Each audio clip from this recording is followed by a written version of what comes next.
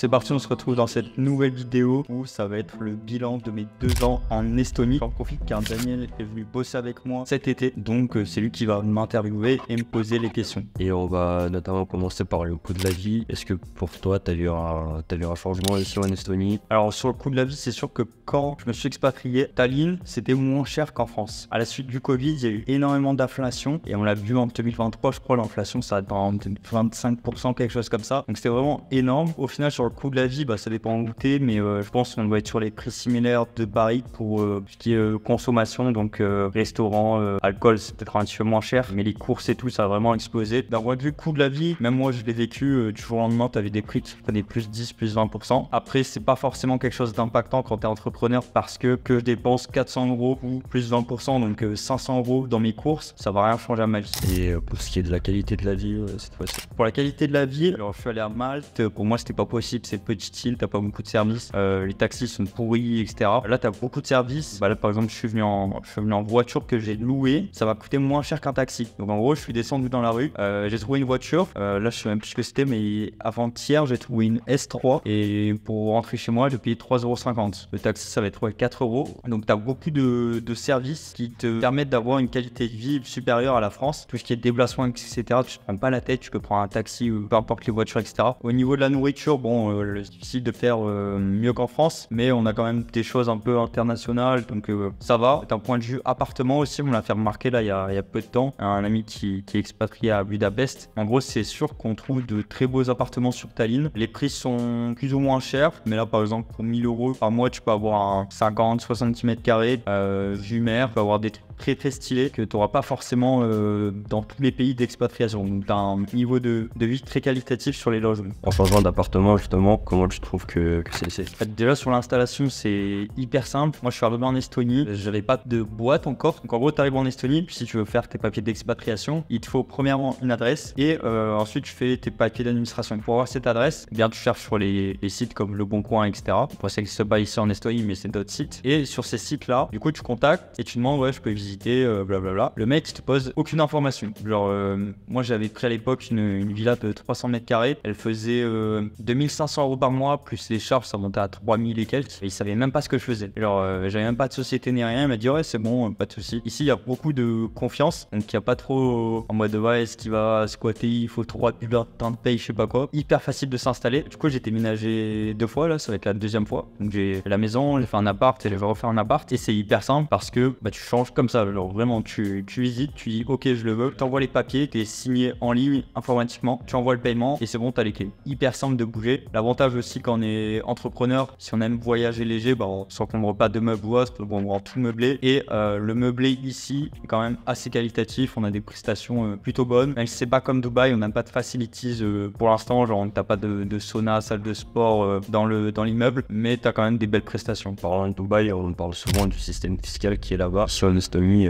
comment tu le trouves? Sur la fiscalité ici en Estonie, le plus gros avantage c'est qu'on va pas avoir d'impôt sur les sociétés. Donc en gros tu peux faire énormément d'activités, tu peux laisser tout dans ta boîte, réinvestir avec ta boîte. Donc par exemple tu génères des bénéfices et ensuite tu peux décider d'investir sur des actions, même sur de la crypto-monnaie, parce qu'en banque ils proposent des crypto-monnaies ici. Donc tu peux laisser tout au sein de ta boîte et quand tu as besoin de te payer, soit tu te verses un salaire, soit tu te verses des dividendes. Sur les dividendes pour l'instant tu es imposé à 20%, donc c'est pas non plus un paradis fiscal, mais en tout cas tu as cette tranquillité d'esprit de dire tant que j'ai dans ma société, je peux faire toutes mes activités, ça peut grossir, je peux réinvestir dedans. Donc c'est vraiment un très gros confort de ne pas avoir d'impôt sur les sociétés. Et justement pour ce qui est des inconvénients, le fait que tu sois éloigné de ta famille ou même de ta culture natale, ça tu le vis bien? Ouais, là-dessus moi aucun souci. Je voulais vraiment fuir la mentalité française où on te met des bâtons dans les roues. En gros j'étais pas du tout entouré d'entrepreneurs ni rien, et en étant expatrié en Estonie, en fait tu rencontres plein de monde, tu ouvres l'esprit, te donnes des idées de business, tu lances des business avec eux. Cette culture me dérange pas trop. En plus moi je suis assez focus, donc j'ai pas besoin de trop d'interaction. L'éloignement,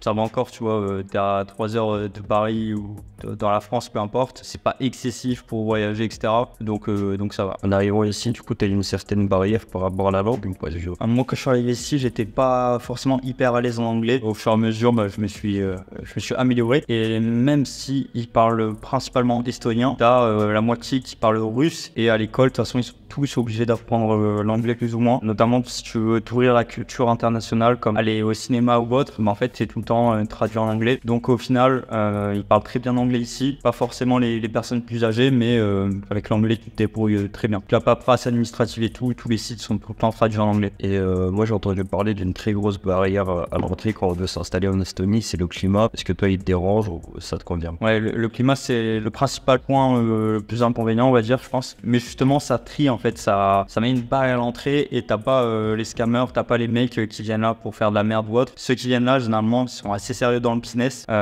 donc justement ça permet de trier ça et tu sais que t'es bien entouré. Moi personnellement ça me dérange pas plus que ça. Après en plein hiver, ouais c'est chaud, pas forcément le froid mais le manque de soleil. Après quand tu t'expatries généralement, tu t'expatries pour des raisons, donc généralement t'es plutôt libre géographiquement. Donc si l'été tu kiffes en Estonie, bah rien ne t'empêche de l'hiver aller à Dubaï ou peu importe à bouger. Donc au final un pays d'expatriation tu le choisis suivant les périodes, les saisonnalités et autres. Donc c'est pas un point qui te dérange énormément, même si juste le soleil ça ferait du bien. Et est-ce que tu pourrais nous faire une comparaison par exemple sur les coûts de la vie ici? Par rapport à la France, Ouais. sur les locations de voitures, moi je suis très gros consommateur. Là-dessus ça doit être 3 fois moins cher, facile et plus facile. Par exemple une 911 ça va être peut-être 500 € la journée, quelque chose comme ça. Et si on prend plusieurs jours ça devient bien moins cher. Et sur la caution, le dépôt surtout on paye 1000 €. Alors qu'en France je pense que c'est plutôt à genre 10 000, 15 000 € le dépôt quoi. Donc c'est vraiment énorme, c'est abusé. Donc voilà, sur tout ce qui est location de voiture c'est très peu cher. Tout ce qui est transport etc, pareil c'est beaucoup moins cher qu'en France. Restaurant je dirais c'est similaire, peut-être un petit peu moins cher encore. Après tout ce qui est nourriture au supermarché, ça dépend où tu vas, mais ouais c'est quand même assez cher. Je demande même comment les gens ils font pour vivre ici parce qu'ils ont pas un salaire hyper élevé. Donc je dirais qu'aujourd'hui ça s'équilibre et ça est à peu près similaire. Pour revenir un peu sur ton bilan financier, est-ce que tu as remarqué le fait de faire des économies ici par exemple? C'est sûr parce que du coup tu sors moins parce que tu as moins d'interactions extérieures, tu as moins de sollicitations, tu n'as pas 10 minutes pour faire la fête etc. Puis même quand tu vas en soirée, la plus grosse table VIP c'est peut-être 250 € pour 10 personnes, donc au final tu dépenses pas énormément. D'un point de vue financier tu le vois un petit peu au début, après comme je t'ai dit pareil sur l'inflation, dépense 500 ou 1000 € dans tes plaisirs, ça va rien changer à un niveau entrepreneurial. Si tu fais du Kika 15, 30 ou autre, c'est vraiment des petites variations là-dessus. Et moi j'avais une autre question, c'est par rapport aux investissements, comment ça se passe en Estonie? Tout ce qui est dans ta société, l'avantage c'est que si tu fais du chiffre, du bénéfice, tu peux le réinvestir directement au sein de ta société avec ta banque, crypto-monnaie, stocks, ce que tu veux.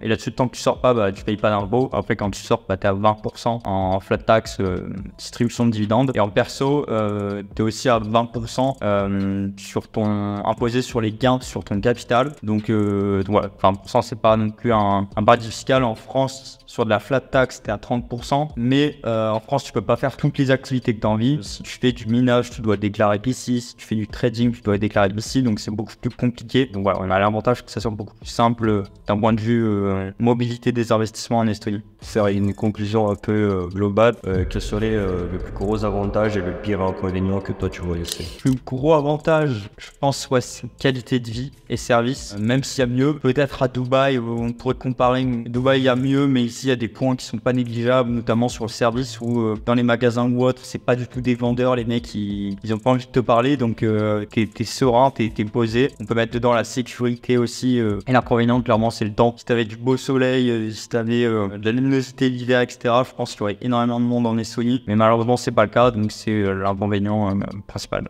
Quels seraient les tips que tu donnerais à quelqu'un qui envisage de s'expatrier ici? Déjà, pour anticiper une expatriation, il faut se renseigner des différents pays. Je vous conseille de voyager, d'aller voir les pays. Moi, je suis allé voir à Malte, ça m'a plu. Ok, je suis allé voir à Dubaï, pourquoi pas, mais pas immédiatement. Ensuite en Estonie, et après j'ai fait mon choix. On peut pas décider de s'expatrier comme ça, faut vraiment aller vivre dans le pays, ressentir. Principalement, ça va être fiscalité, oui, suivant ton business. Je prends l'exemple, je sais pas, Roumanie, tu vas être peut-être imposé à très faible sur le CA, mais plus sur le bénéfice, donc il y a des petits trucs comme ça à voir. Dans tous les cas, c'est pas compliqué de faire mieux que la France. Donc vraiment voir fiscalité, certes, pour ton business, comment tu peux le faire. Et après, qualité de vie, donc environnement. Si tu veux rencontrer des femmes ou pas, Dubaï, ça va être compliqué. Voir la qualité de vie et tout le reste, je pense que c'est un peu des trucs à côté, mais c'est pas hyper important. Donc vraiment voyager un maximum et tester les endroits pour voir si on peut se sentir vivre, pas forcément venir qu'une semaine dans le pays, tu vois, au moins 3 semaines pour mettre en place une routine et voir si cette routine on pourrait la tenir sur nos termes. Merci pour toutes ces explications et je te laisse le mot de la fin. Merci, abonnez-vous.